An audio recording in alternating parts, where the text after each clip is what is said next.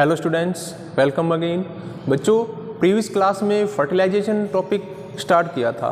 तो fertilisation topic यानी जो निषेचन है उसकी डेफिनेशन, उसकी परिभाषा मैंने बताई थी कि वास्तव में fusion of male gametes and female gametes also called is fertilisation. यानी मेल गैमीट और फीमेल गैमीट, नर युग्मक और मादा युग्मक दोनों का आपस में संलयन ही निषेचन कहलाता है। तो बच्चों, आपको मैंने प्रीवियस क्लास में बताया था कि जो मेल गैमीट और फीमेल गैमीट है इनको डेवलप करने वाली जो स्ट्रक्चर्स हैं वे कौन सी हैं। जैसे बात करते हैं मेल गैमीट की, तो मेल गैमीट कहाँ से डेवलप होते हैं, फीमेल गैमीट कहाँ से डेवलप होते हैं। तो मेल गैमीट को डेवलप करने वाली जो स्ट्रक्चर है also called is male gametophyte. इसी तरह फीमेल गैमीट को डेवलप करने वाली जो स्ट्रक्चर है आल्सो कॉल्ड इज एम्ब्रियोसिक या फीमेल गैमीटोफाइट।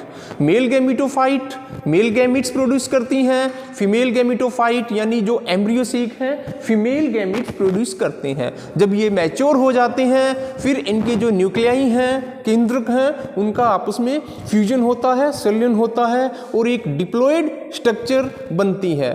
ठीक है, डिप्लॉयड स्ट्रक्चर जो कि द्विगुणित होती है also called is zygote. Zygote की फॉर्मेशन होती है और यही जो जाइगोट है आगे फर्दर डिवीजन में भाग लेता है और स्पोरोफाइट यानी न्यू प्लांट बॉडी को डेवलप कर देता है। तो बच्चों, इसके लिए क्या आवश्यक है? फर्टिलाइजेशन से पहले क्या आवश्यक है? पोलिनेशन होना।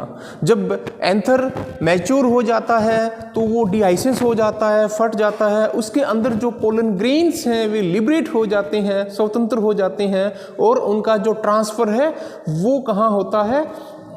स्टिग्मा के ऊपर। और स्टिग्मा सेम फ्लावर की भी हो सकती है और अदर फ्लावर या उसी स्पीसीज की दूसरी प्लांट की स्टिग्मा भी हो सकती है। तो पोलन ग्रेन्स का एक जगह से दूसरी जगह ट्रांसफर होना यानी एंथर से स्टिग्मा पर ट्रांसफर होना क्या कहलाता है? पोलिनेशन।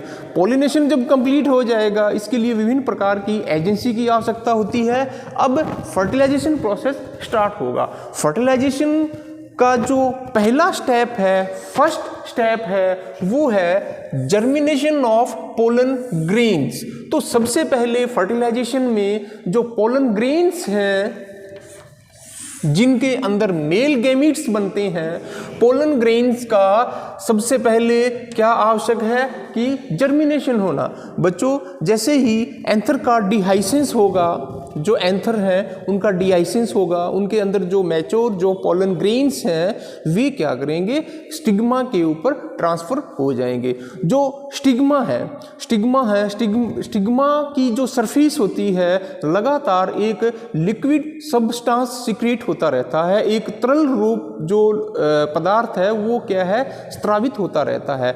अब ये स्टिग्मा के ऊपर जो पोलन ग्रेन्स हैं ये आकर चिपक जाते हैं। बच्चों, अब इसके अंदर क्या चेंजेस होगा? जो पोलन ग्रेन्स हैं, मैंने आपको बताया था कि जो पोलन ग्रेन्स हैं इसके चारों ओर डबल लेयर मिलती है। Outer wall known as exine, inner wall known as intine. Exine and intine. Exine यहाँ कैसी होती है? सख्त होती है, ठीक है, नॉन इलास्टिक होती है। और इसकी तुलना अगर इंटाइन के साथ की जाए यानी जो भीतरी जो लेयर है इंटाइन है वो कैसी होती है? फ्लेक्सिबल होती है और थिन वॉल्ड, पतली भित्ति युक्त होती है। बच्चों, अब ये पोलन ग्रेन्स क्या करेंगे? स्टिग्मा के ऊपर जो लिक्विड सब्सटेंस है उसको एब्जॉर्ब करेंगे, उसका चूषण करेंगे और जैसे इनके अंदर जो प्रेशर है वो बढ़ता जाएगा तो एक्साइन यहाँ पर टफ होने के कारण वो फट जाएगी। एक्साइन जब फट जाएगी, बाहरी लेयर जब फट जाएगी, जो इंटाइन है वह पोलन ट्यूब के रूप में बाहर की ओर ग्रोथ करेगी। तो यह जो पोलन ट्यूब है, इस पोलन ट्यूब के अंदर जो न्यूक्लियस है वो एंट्री कर जाएगा और यह न्यूक्लियस फर्दर डिवीजन करके 2 mail gametes and 1 vegetative cells को बना देगा। यानी पोलन ट्यूब्स के अंदर सबसे अगर सिरे की ओर, सबसे आगे की ओर एक vegetative cells also called is tube cells और जस्ट उसके पीछे, उसके जस्ट उसके पीछे 2 मेल गैमीट्स होते हैं और जो मेल गैमीट्स हैं वे कैसे होते हैं, नॉन मोटाइल होते हैं। ठीक है, अब उनकी जो ग्रोथ है वो स्टाइल में से होती हुई कहाँ तक पहुँचती है, ओव्यूल तक। और ओव्यूल्स आपको मालूम है ओव्यूल्स कहाँ होता है, ओवरी के अंदर। ठीक है, तो बच्चों जर्मिनेशन करने के लिए पोलन ट्यूब्स का निकलना आवश्यक है। और मैं आपको थोड़ा सा एक्स्ट्रा नोट यहाँ लिखवा देता हूँ। बच्चों जो पोलन ग्रेन्स हैं अलग अलग स्पीशीज के अंदर अलग अलग पोलन ट्यूब्स निकलती हैं। कुछ ऐसे पोलन ग्रेन्स होते हैं जो कि केवल सिंगल पोलन ट्यूब्स डेवलप होती हैं, यानी सिर्फ एक ही पोलन ट्यूब्स निकलती है। That is also called is monosiphonous. Mono का मतलब क्या है, सिंगल, एकल, और साइफन का मतलब है एक ट्यूब लाइक स्ट्रक्चर, यानी ऐसे पोलन ग्रेन्स जिनमें केवल सिंगल या एक ही पोलन ट्यूब्स निकलती हों, और ऐसे पोलन ग्रेन्स क्या कहलाते हैं, monosiphonous. For example most of angiosperms, example capsella, लगभग अधिकतर जो एंजियोस्पर्म्स हैं वो कैसे होते हैं, किस प्रकार के होते हैं, मोनोसाइफनस। Second is पॉलीसाइफनस। पोली का मतलब क्या है, more than one pollen tubes develop. बच्चों इस प्रकार के जो पोलन ग्रेन्स हैं उनमें जो पोलन ट्यूब्स की संख्या है वो एक से अधिक होती है। अलग अलग स्पीशीज में अलग अलग होती हैं, किसी में 2 भी हो सकती हैं, किसी में 5 भी हो सकती हैं, किसी में 10 भी हो सकती हैं। जैसे जियामीज मक्का में लगभग 10 हो सकती हैं और किसी में 14 भी हो सकती हैं। तो यहाँ पर जो पोलन ट्यूब की जो संख्या है वो एक से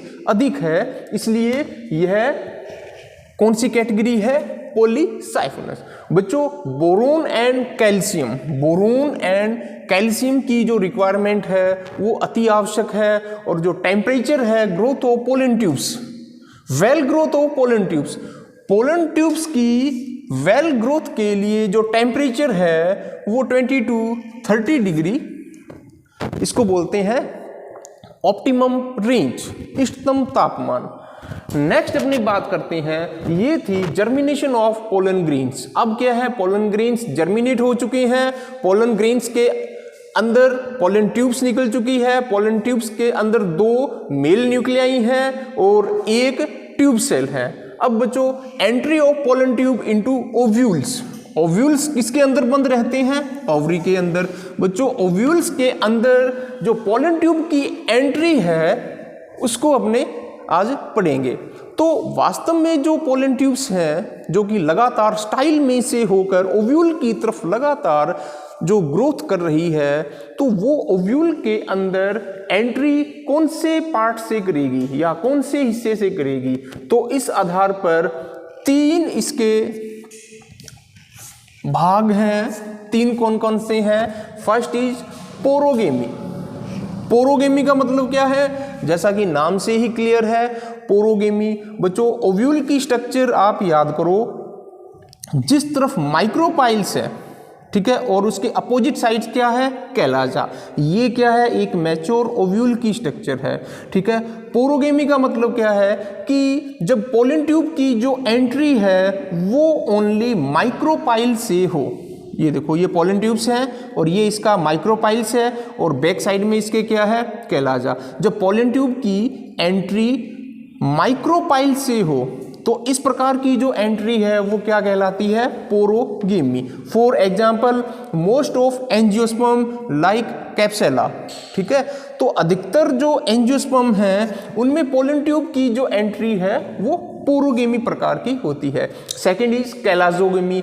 माइक्रोपाइल के अपोजिट साइड क्या होता है, कैलाजा। जब पोलन ट्यूब की एंट्री कैलाजा वाले हिस्से से हो तो इस प्रकार की जो एंट्री है वो क्या कहलाएगी, कैलाजोगेमी। और for example casuarina and betula. Third is mesogamy. Mesogamy का मतलब क्या है, बिल्कुल सेंटर या मध्य में से एंट्री। बच्चों जब पोलन ट्यूब्स की एंट्री इंटेगुमेंट्स यानी जो ओव्यूल है बिल्कुल उसके मध्य भाग से होकर इंटेगुमेंट्स में से होकर एंट्री होती हो तो इस प्रकार की पोलन ट्यूब की एंट्री क्या कहलाती है? Mesogamy. For example cucurbita and populus. तो ये था entry of pollen tube into ovules. अब क्या है तीन रास्ते हैं ओव्यूल तक पोलन ट्यूब को पहुंचने के, तीन रास्ते हैं, पोरोगेमी, कैलाजोगेमी, मीजोगेमी। लेकिन बच्चों एक बात आप याद रखना कि entry of pollen tube into embryo sac जो कि फीमेल गैमेटोफाइट भी कहलाता है, फीमेल गैमेटोफाइट ओव्यूल में मीजोगेमी, कैलाजोगेमी, पोरोगेमी, ये तीन अलग अलग रास्ते हैं। लेकिन एम्ब्रियोसेक के अंदर जो पोलन ट्यूब की एंट्री है वो जिस तरफ एग एपरेटस होता है, जिस तरफ एग सेल होती है, वहां से पोलन ट्यूब की एम्ब्रियोसेक के अंदर एंट्री होती है।